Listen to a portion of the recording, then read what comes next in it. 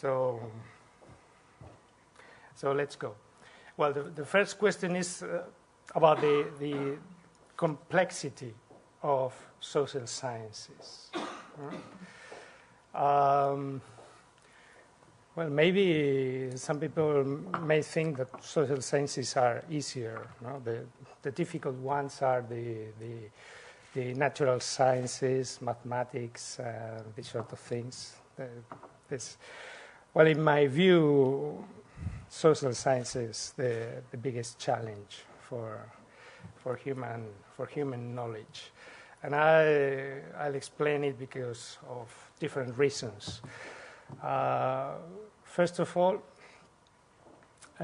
because there are so many factors affecting what we are studying that it's really difficult to isolate each factor, to see the weight, to see in which cases that factor may be decisive, in which way, in which proportion. And also because even if we could do that, at the end it didn't work because social factors interact between them, and we have to consider them in a social context. And also the problem is that you are never going to find the same kind of factors, of situations, in two different contexts, in two different, even in the same place, but in different moments. It is going to be impossible. So there is always an increasing, well, a high degree of uncertainty in social science, and it's really difficult to avoid that. So that's one of the questions.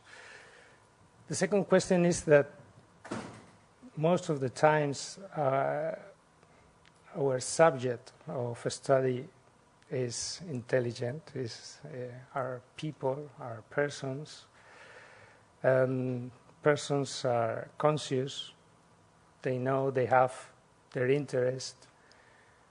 They may know that they are observed, even if they don't know that they are observed for a researcher. But anyway, they are interacting in a social environment, and so they behave in a way to achieve what they want. So it is really difficult to really know what is happening, to really know the true intentions. In part, this is one of the objects of one of the aims of the researcher, to know what is behind the acts. But it's very difficult because it's not our subject of study are people, are not microscopic organisms. So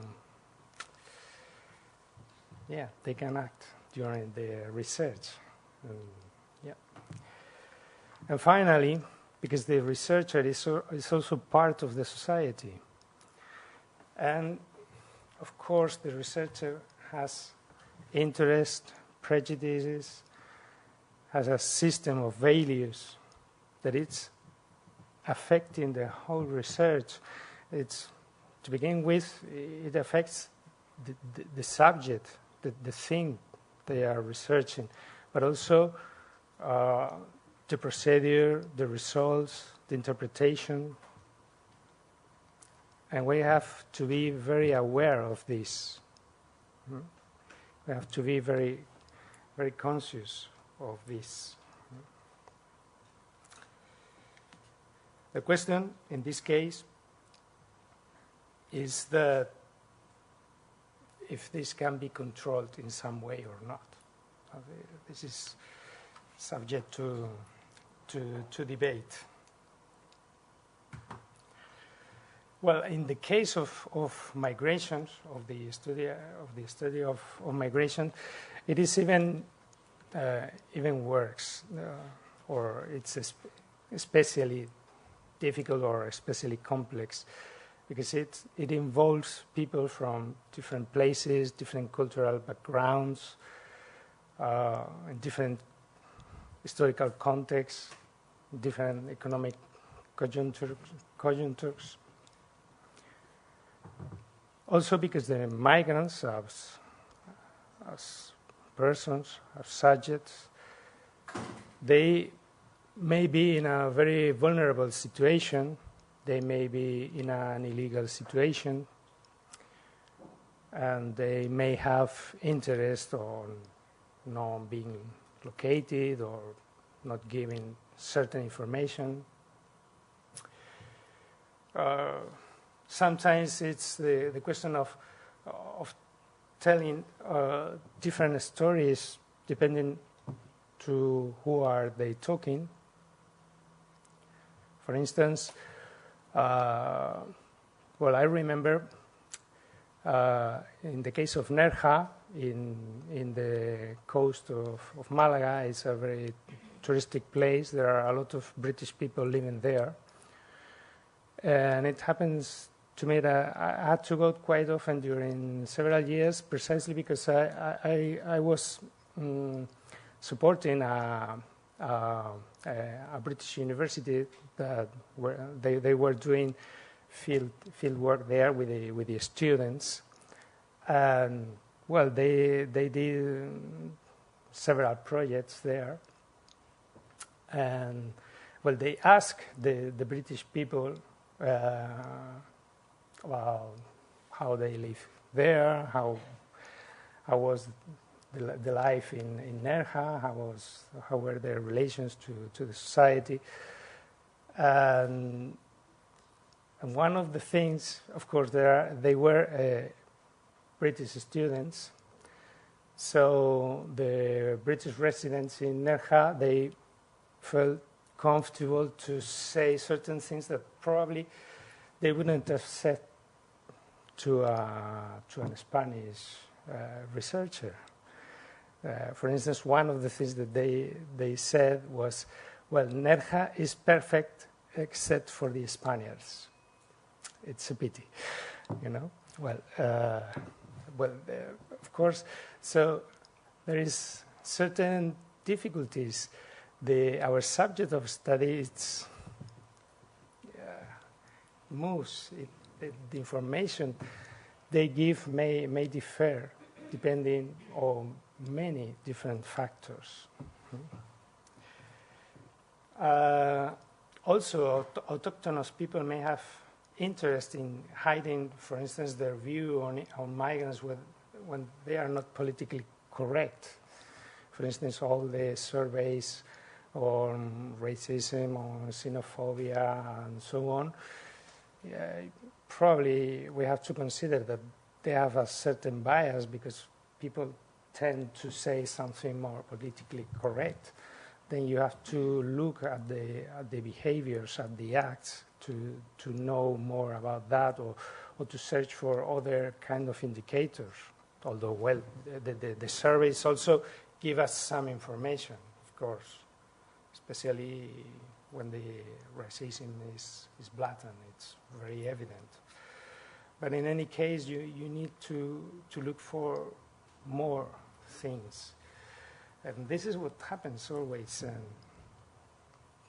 in general in social sciences, but particularly in migration studies. On the other hand, it is, although all the statistics have improved a lot, and now we have a lot of statistics. Each time they are better, or they try to be better. They are very accessible for researchers or for most people. But anyway, it's increasingly difficult to measure migration because it's changing continuously. it's a very dynamic phenomenon. And in the modern world, with the facilities of transport, with the need of people moving from one place to another, and the aspirations of people to find jobs in other places, well, people are continuously moving. In fact, we are changing the concept from migration to mobility, because there are so many ways of mobility that doesn't fit in the traditional case. No? It was very different 100 years ago when a person went from Spain to South America, to Argentina, or to Venezuela. Well, yeah, that was a migration. It was for a while. But now people are changing continuously from one place to another. It's very easy to do that. And although there are many administrative registers that are treated informatically to try to elaborate the statistics, they escape in many cases of these registers. So it is really difficult. In fact, you would probably have noticed that for demographers, when they do the projections of population, for them the authentical nightmare is how to preview or to forecast the migrations. It's almost impossible, particularly in Spain, with it has changed so dramatically during the last 15 years. So the projections of the Institute of National Statistics Institute have been changing from one year to another with very different figures. And the main reason was the migration, because you can control quite easily the natality rates, the mortality rates. Okay, that's, yeah, more or less. They can vary a little bit. You can estimate, you can suppose they are going to grow up a little bit or to, yeah. But migration, it's not possible. It's really difficult, yeah. And finally, concepts and words are often very ideologically charged. In fact, we can think of a couple of examples. For instance, immigrant or foreigner. Which word to use? Well, of course, immigrant. Why? Because it's very funny, because, well, during last years, the economists were very reluctant to study migration in Spain. They were very few. No, they didn't have an important impact on the economic figures.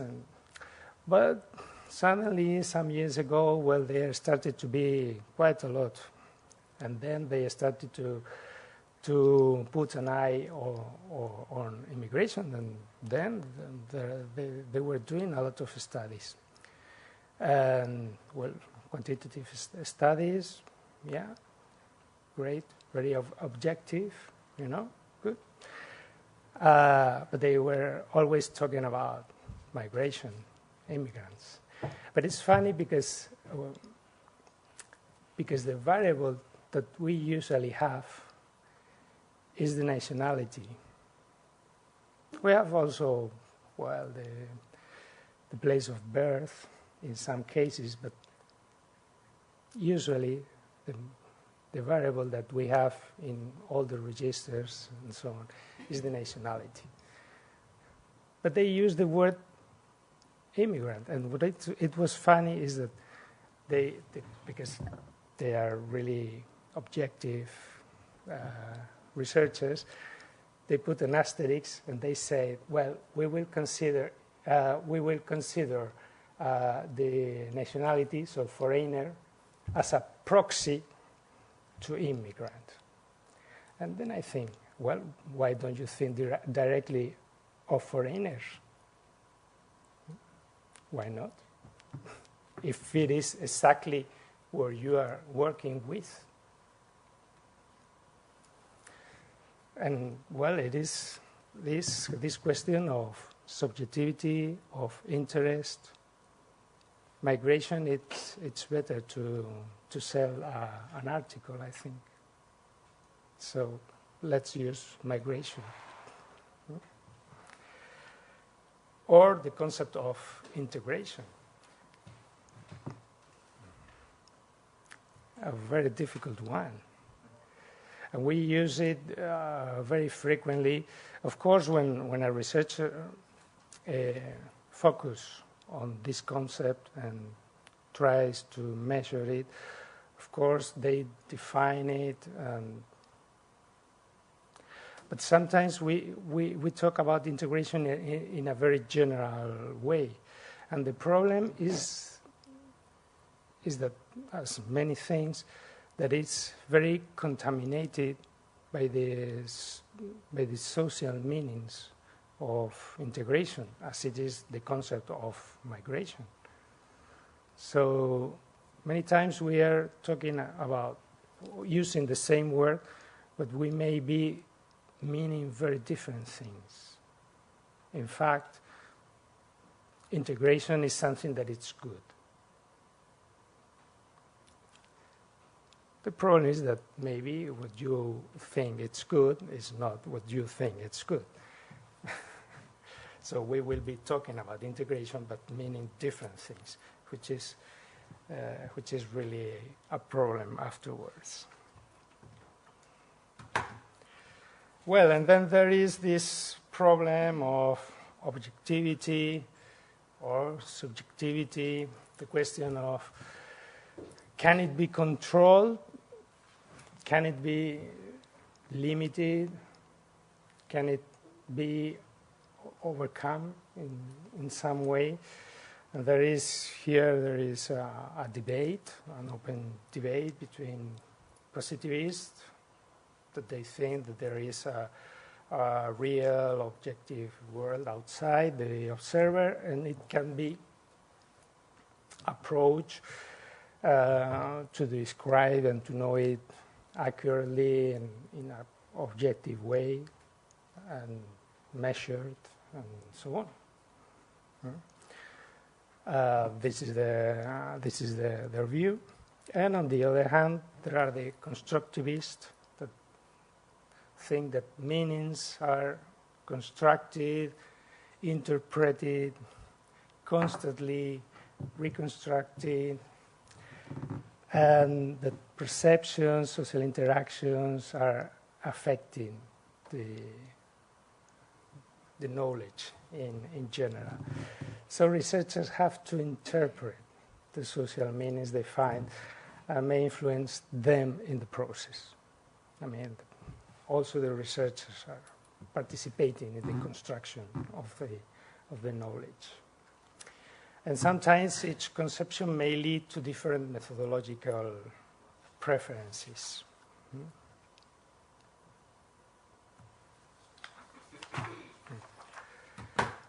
Well, in my view, complete objectivity is not possible. Really, it is not. I have a friend, a mathematical, he's a professor in mathematics, so very tough science. The good things with natural sciences is that it's more difficult to know if there is a mistake in a reasoning. But he says, when you are obsessed with a problem, we pass time working on that, trying to get a solution, at the end you get it. Because you are so obsessed with that you think that you have got that solution. The question is that in the case of mathematics, it's quite easy to see that you are committing a mistake. Because if you give your formulas to other mathematicians, he would say, no, this is wrong. You can pass from here to there. And this is more difficult in social sciences. But what my reflection is that if this happens with a mathematician, what about a social, with a mathematician with a mathematical problem, you know, which of course is very important for him, but for her. But what about when you are facing a social issue? Your implication is always much higher. So for me, this is obvious. But the other question is that, well, then as objectivity is not possible, then doesn't matter. We can do what we want. That's enough. And I think this is not true. We have to try to limit and control this subjectivity. You have to try to build processes and mechanisms to control this aspect as much as we can. And in this sense, I think it's very important following carefully a scientific procedure to narrow the margin of subjectivity, or at least to make it clear, to make it easier to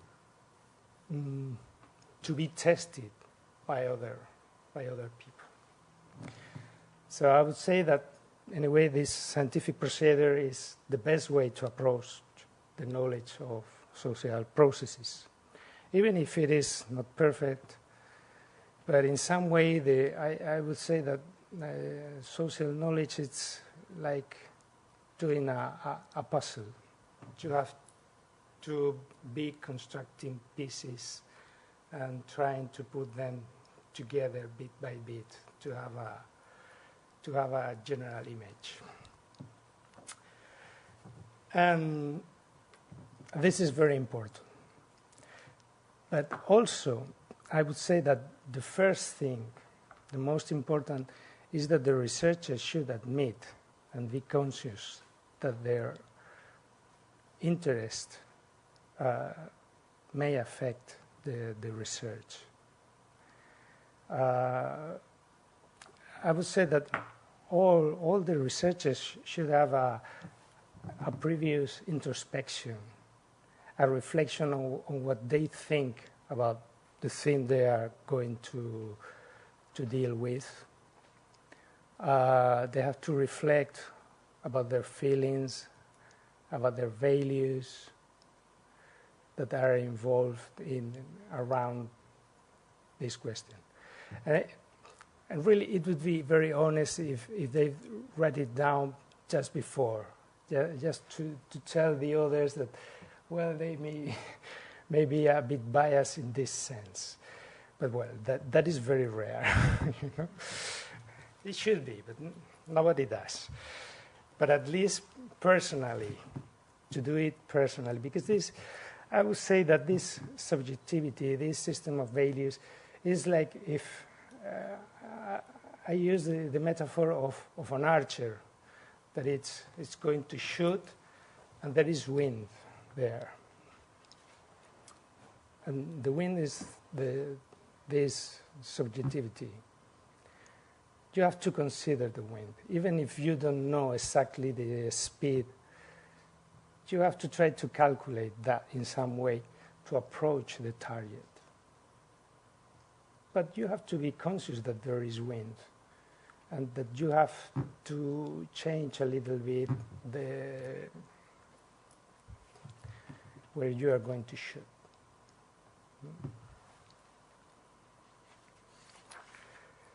But this sometimes it's very difficult, and I would say that in the people that are more positivist, they think that with trying to control the procedures, the methods, is enough. And I would say that it's not.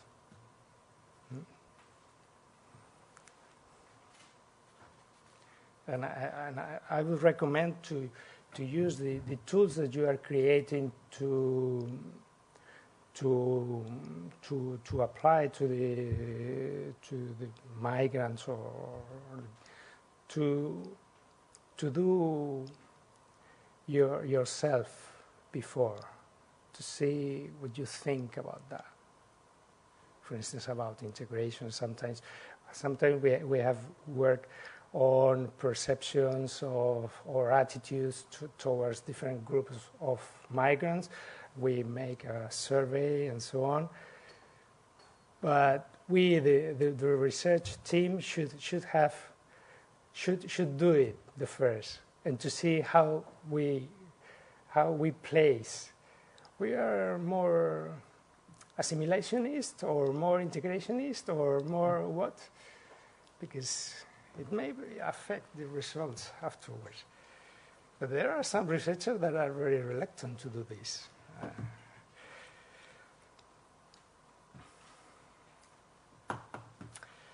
Well, the procedure, well, the essence of this scientific procedure, it's making manifest, exposing to the critique the process by which meaning is derived from research. That means demonstrating the credibility of the procedures by which factual information and interpretation of its significance have been acquired and produced. So we have to be very careful with this. We have to make very clear the procedure, to expose it in a very detailed way, and to sustain with evidences what we are saying. Well, I have some general steps. We can see different methodologies, but there are some general steps that can be applied in any case. Afterwards, you can use different techniques, different backgrounds, but, well, you can see these steps. I can go quite fast through them. Well, outline the issue or problem to be studied, why it is important, why it is significant, why to study this. Of course, discuss the existing literature on the theme. Why? To know what we already know about that, to take it as a departure point from which adding new knowledge. Second or third, outline migration, in the case of migrations, migration theory and broader scientific theory relevant to the theme. Well, now this is very important. I'm a human geographer, and geographers, we tend to be quite descriptive. Our tradition is more descriptive. So maybe we have difficulties working with theory and so on. But this is the way we can insert our knowledge better to improve the general knowledge. This is the best way our research can add new knowledge, can contribute to science. But it is also true that sometimes sometimes you can be interested in things that don't have a general theory behind, or some things that may be more practical. And well, maybe you in these cases you won't have that support of theory, but anyway they are interested to do, and that is why, well, then you have to develop a hypothesis, or at least research questions. This is very important. Maybe, well, a hypothesis should be based on theory. Well, this is what theory says, then we think that this is going to happen because this is what theory says. Okay, I'm going to test if that happens here or not.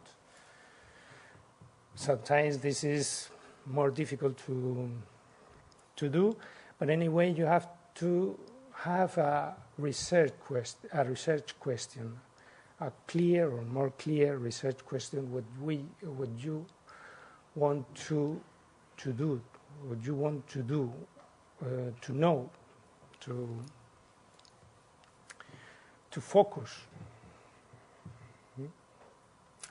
Anyway, theory is. It may be a very difficult step at the beginning.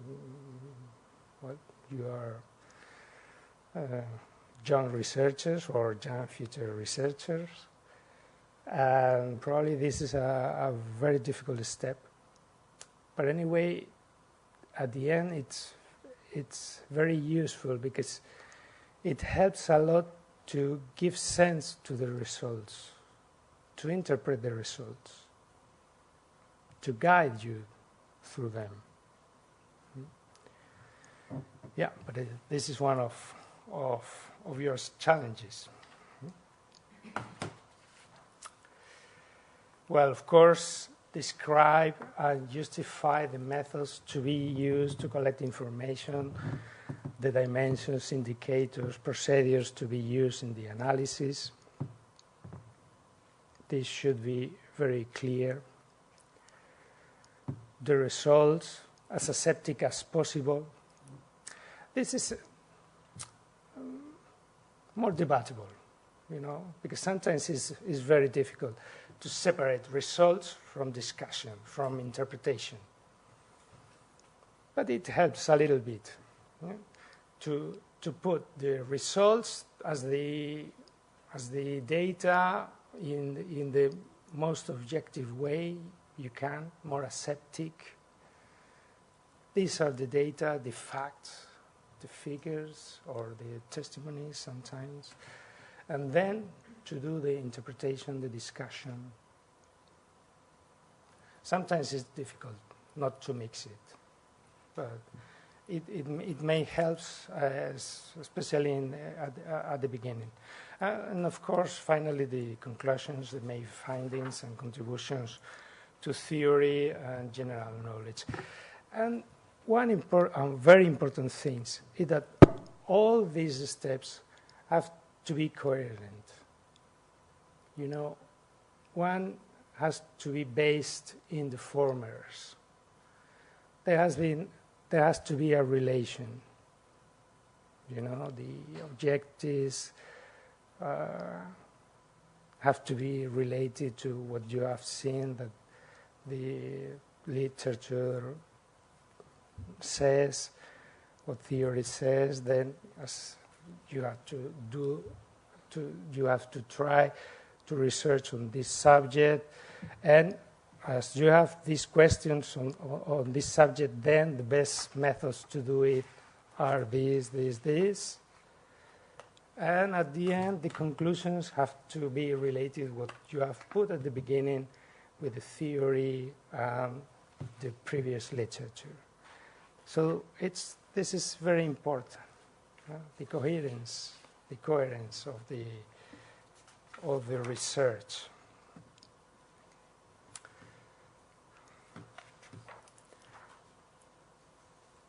Well, some some questions as a corollary of this first part is the modesty, in the sense that we know our limitations, but also ambitions to try to do it better the next time. Very important to define precisely the concepts we use, because it has to be like a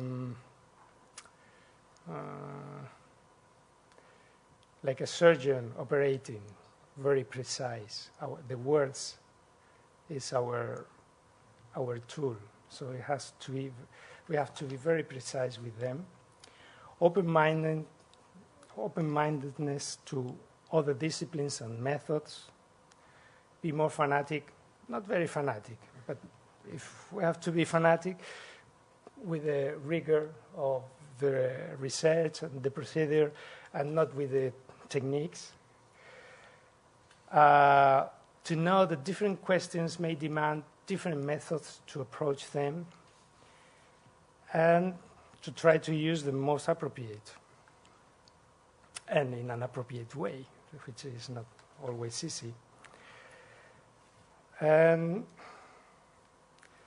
well, probably we could say that migration studies are especially adequate for interdisciplinarity,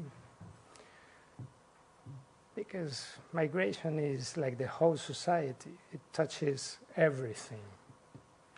So we have to be aware about what economists say about that, psychologists, sociologists, anthropologists. So comparative methodology. It is not possible to have the same cases and only alter one fact. But okay, at least comparing different groups, same groups in different places, we can realize of the influence of different factors, and also the use of mixed methods.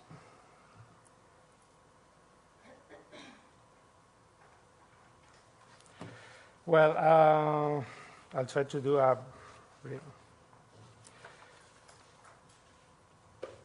I don't know if I'm taking too much time, because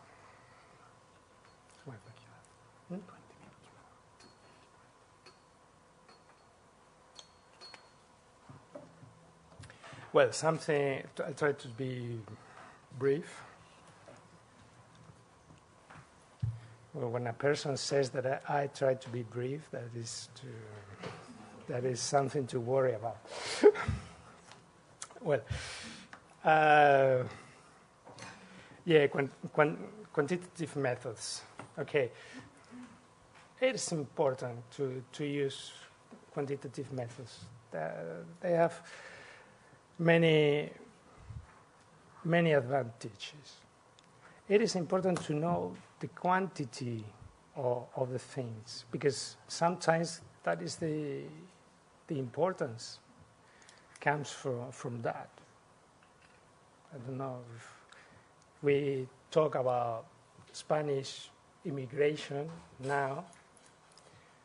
It is important to know if there are many Spaniards going abroad, or there are just a few. It is important to know if most of them are of a very high profile or not, and many other things that needs to be quantified.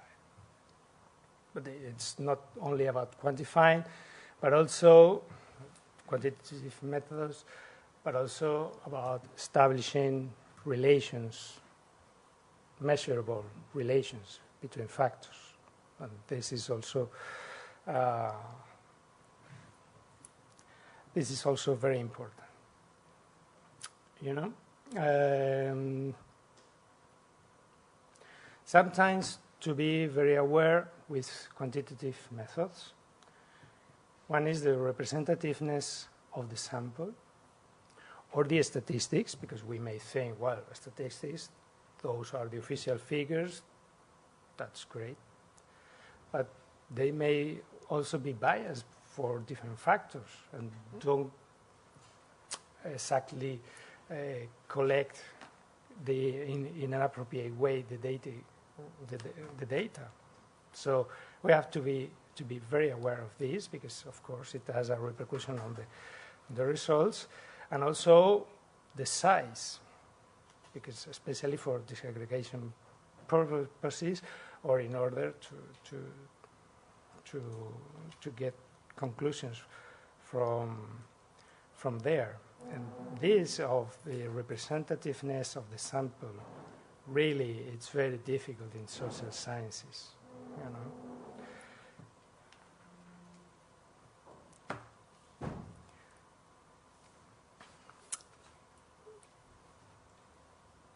How to get a random sample? It's really, it's really hard, you know, because how can you guarantee the randomness?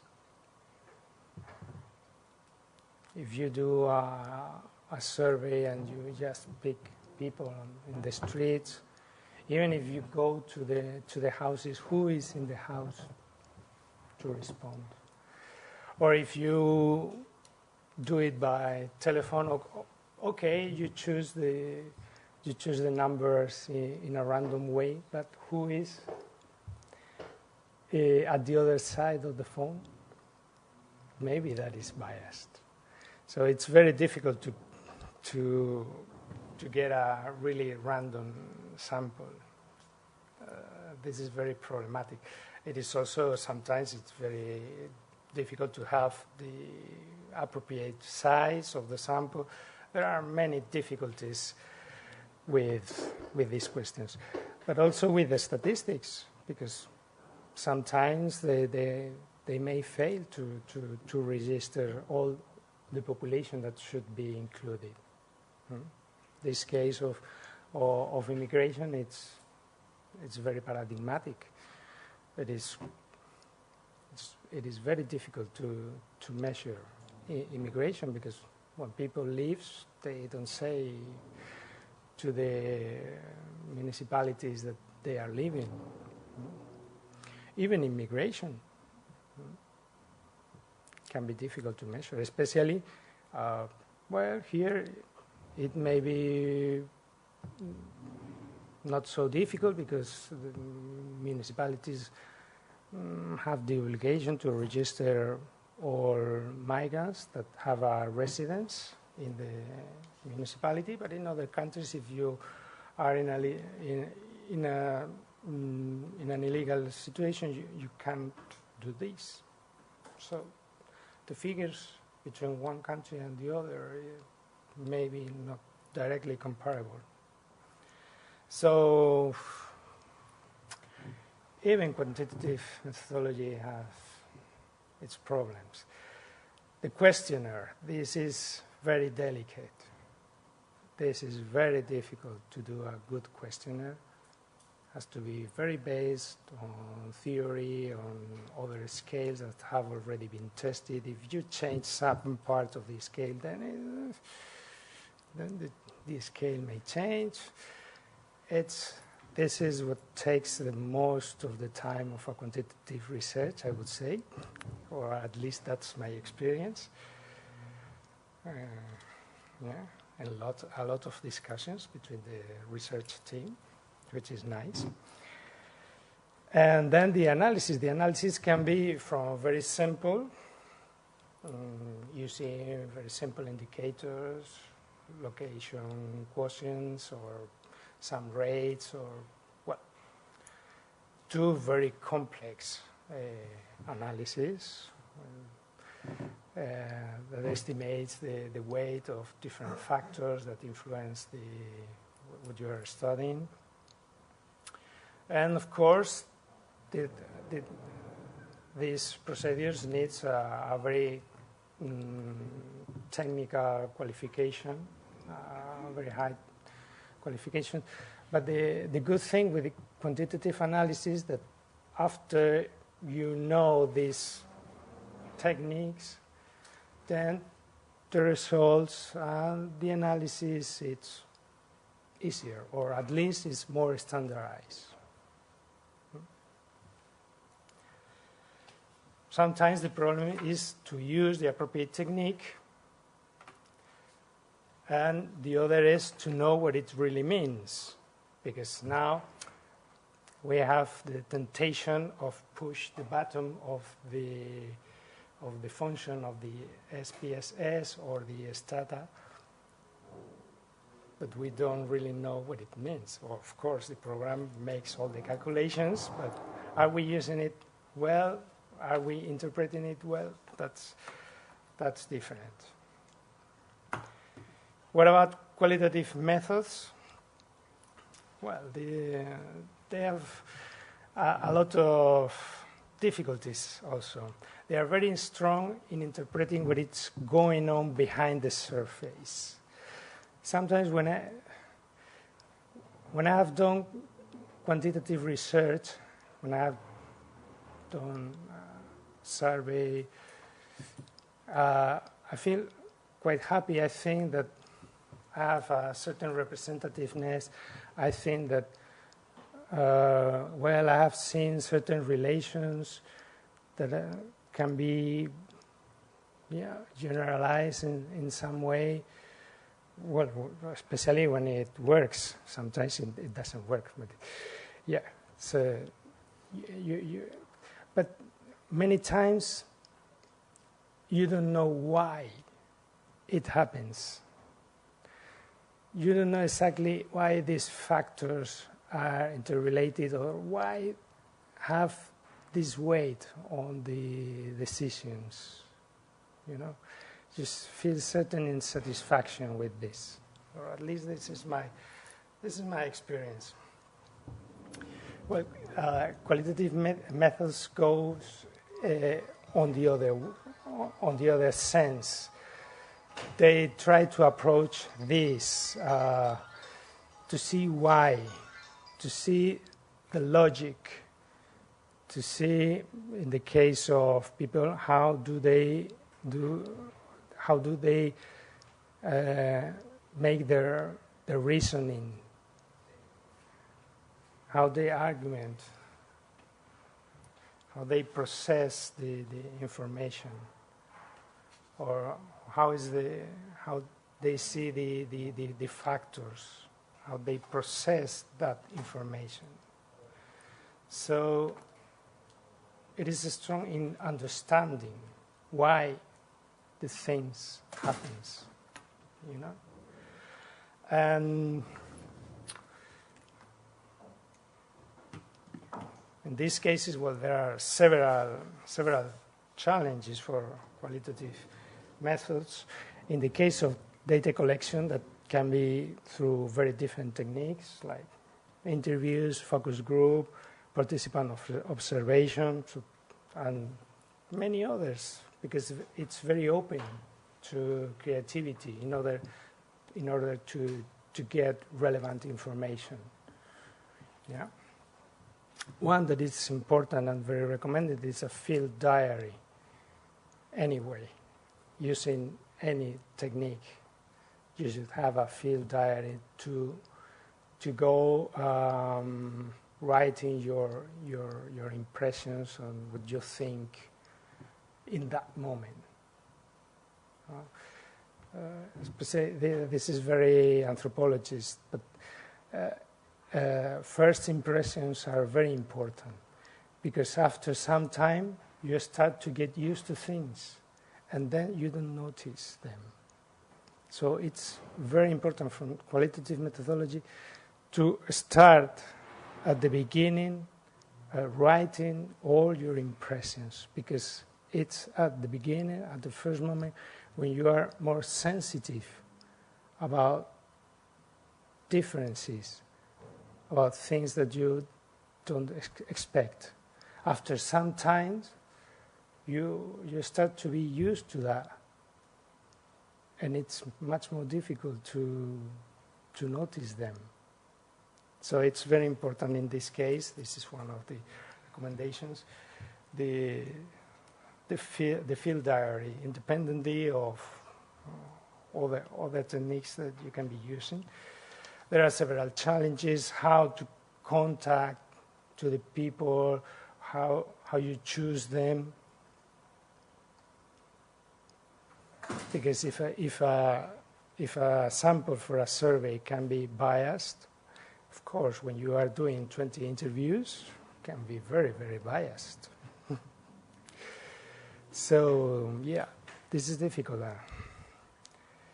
I usually propose to concentrate in groups that are quite concrete, that have certain characteristics in common, and not to take a very general population, because then the stories, the cases, the profiles may differ a lot.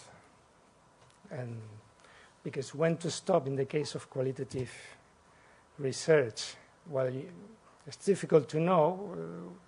The most common is to say when the stories start to repeat arguments. But you never know. You are not completely sure if it is because you don't have reach to certain people that have different arguments or different discourses. And this is what may leave you more unsatisfied in some way. In the case of the analysis, it's very complex, because in this case, you have an enormous amount of material. When you have stories, when you have discourses, it's really difficult to manage. You need to codify it very carefully. You probably have to, or it's better to use some programs just to help you to organize the information. But the analysis, it has to be done by you. So that is very clear. And extracting conclusions and patterns, it's kind of art, because here it's true that there is no magic formulas to know how to do a very good qualitative research. But anyway, discipline and theory helps you to do it well. And of course here the risk of bias may be bigger. The uncertainty of how representative are your interviewees. These are important concerns, you know. But the strength is the verbalization, you know, because you have testimonies that are very strong. People put in words what they feel, what they think, and this can be transmitted to a more general public in a way that they understand it right. Because you can do it with numbers, but there are a lot of people that,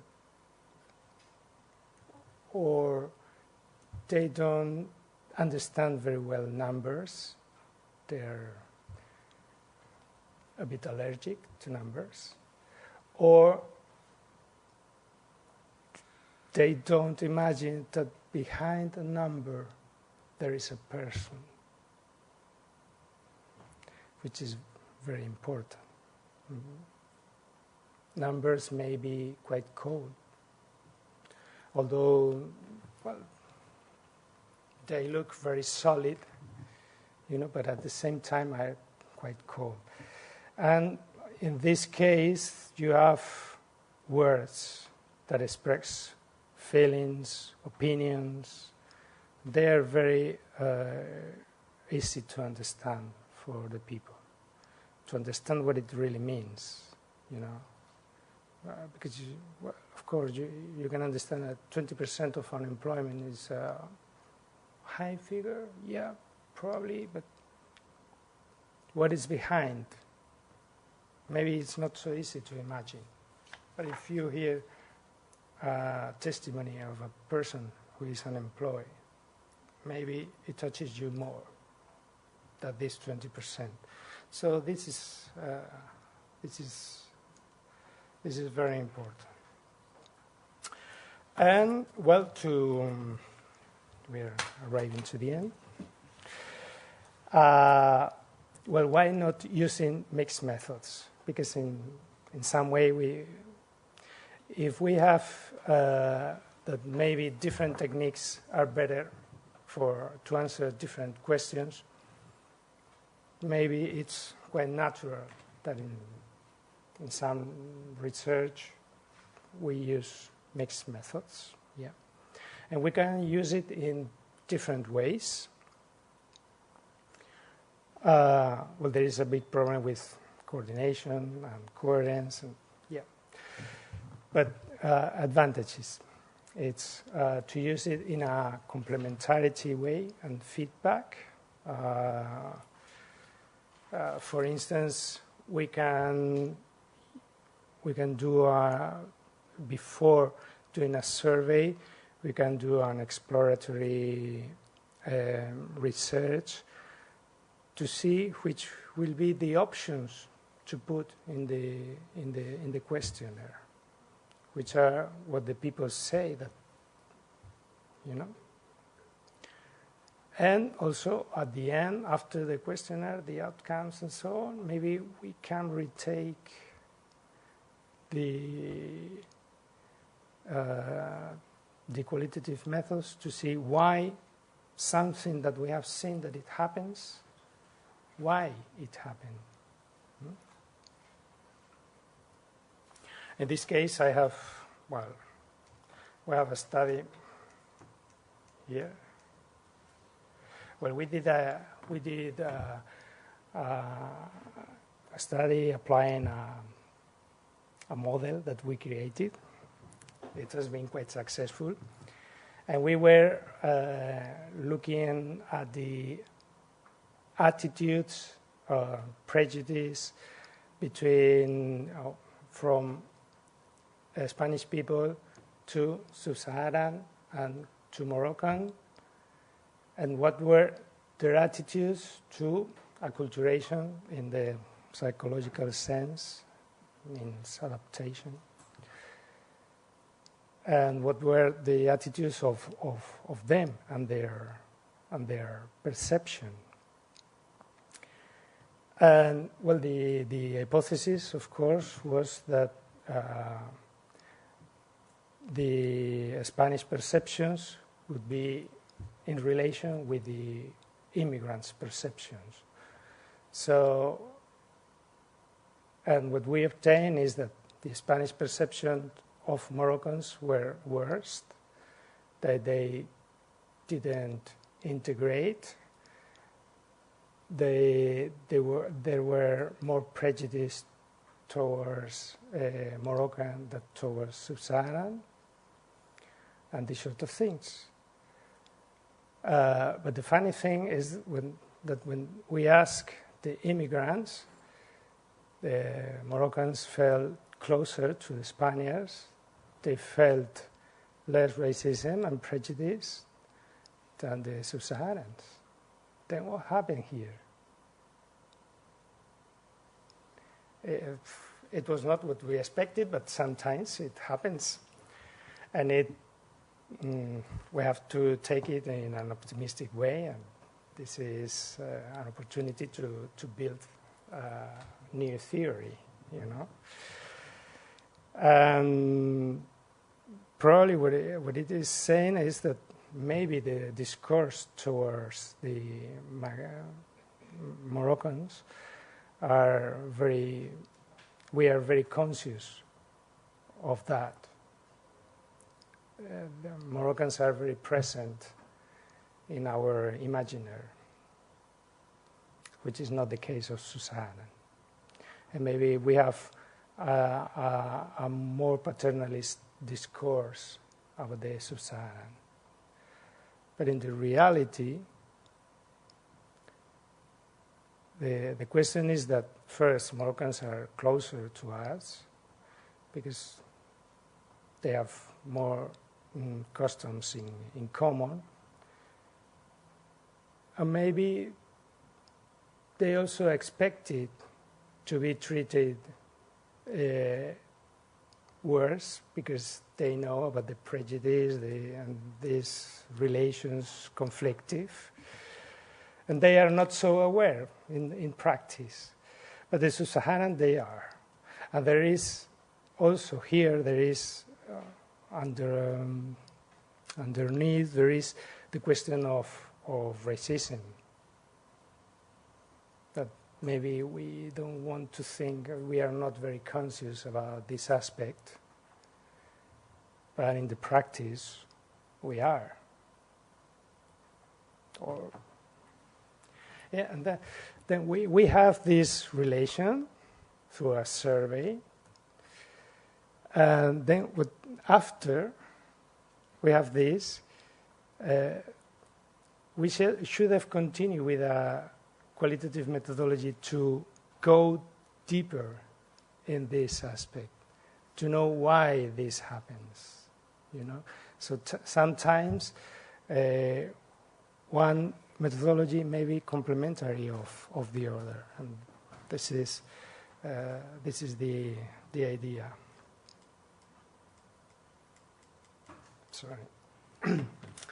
And another thing is the triangulation. Triangulation is to see if we obtain the same results or if the results go in the same direction using different techniques.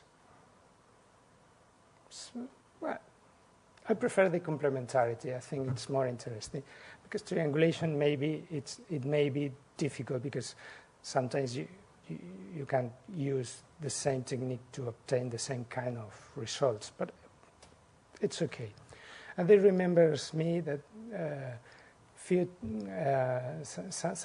couple of months ago, I was attending an international conference in Madrid at the IMISCO.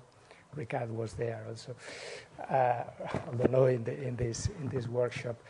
And a researcher from Norway was studying the Spanish migration to Norway.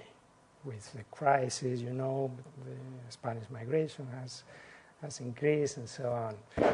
And she has seen the figures of Spanish migrants to Norway, and they have increased dramatically. There are not many, because, well, but anyway, they have multiplied by 4.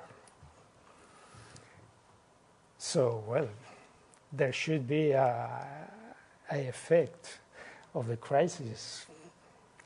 But when she started to interview people about this, most of them, they say, no, I'm not here because of the crisis. Huh?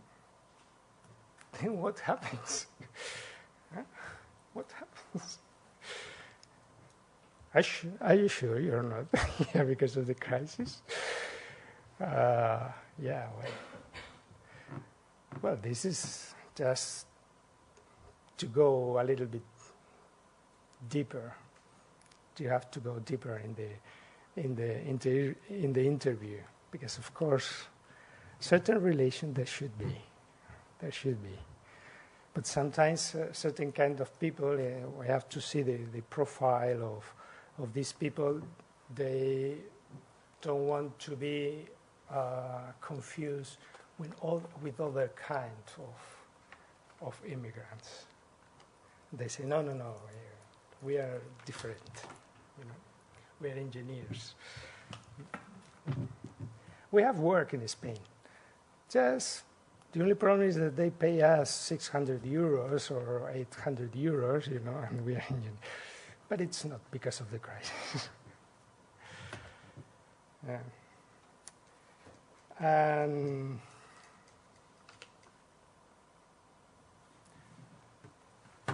And maybe we should finish almost now. Yeah, just to put some, to tell you some examples of the using of mixed methods. One, a very classical one is the Mexican migration project that started Douglas Massey and Jorge Duran, saying 30 years ago, and there is a website with a lot of information about that, where they use. It's a very ambitious project, and I think Douglas is trying. They have exported it to other areas of the world, but they combine a quantitative. It's very ambitious. It touches many different things.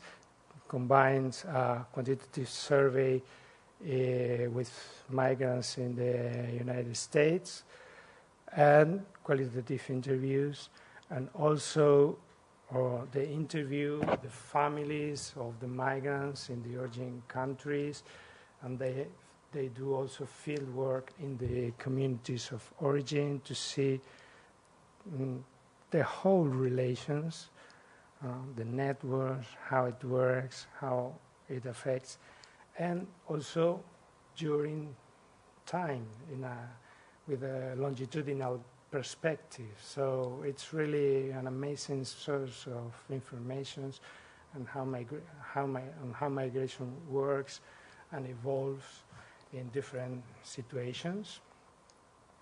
There is also this example of Moroccans in Andalusia, that you have the paper of the Moroccan side. This is a project where I did participate. We made a survey in Andalusia, in certain municipalities of Andalusia that we thought were representative in some way.